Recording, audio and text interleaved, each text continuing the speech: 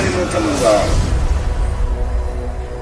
ఇది తెలియనివాడు ఏమనుకుంటాడంటే మంచిగా అవుతుంది గట్టిగా కావాలి. దేవుడు ఆయన అసలు వాడుకుంటలేడు. అట్లా వాడుకుంటే ఇట్లా ఎందుకు అవుతుంది?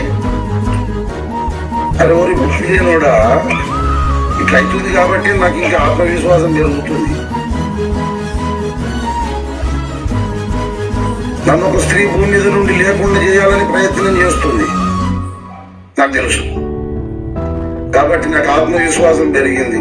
ఏలియా యొక్క ఆత్మ రోషం నాలో దేవుడు పెట్టాడని నాకు అర్థమైంది. అద్భుతమైనటువంటి ఏమి బంగారమైనటువంటి సేవ పరిచయం చేయాలని నేను ప్రారంభించిన ఇస్కరియోతు యూదా బయటకు వచ్చాం. అందుకే బయటకి ఇంత దూరం వచ్చినాం మనం. లేకపోతే ఎందుకు వస్తాం? రాము.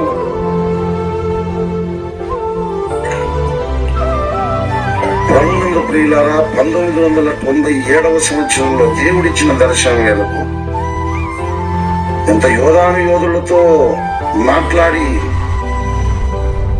ఒక సత్యములకు స్తంభమును ఆధారమైన సంఘాన్ని గట్టా నిలబెడితే దుష్టుడు దెబ్బకొచ్చాడు.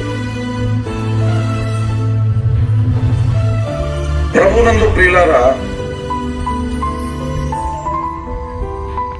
ఈ సంపూర్ణమునైన దేవుని చిత్తం అర్థం కానోడేమో నెగటివ్ గా మాట్లాడతాడు, చిత్తం అర్థమైనోడు పాజిటివ్ గా మాట్లాడతాడు.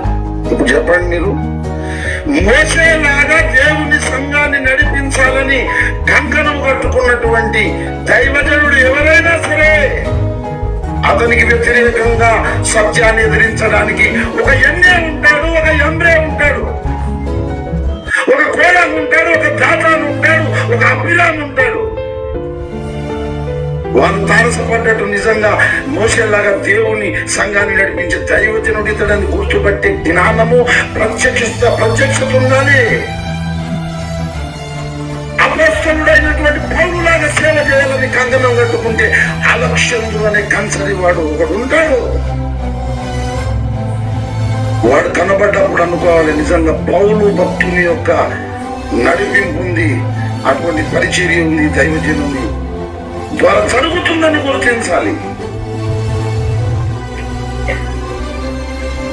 ప్రభునందు ప్రియులారా, యేసులాగా ఒక మంచి సత్కారం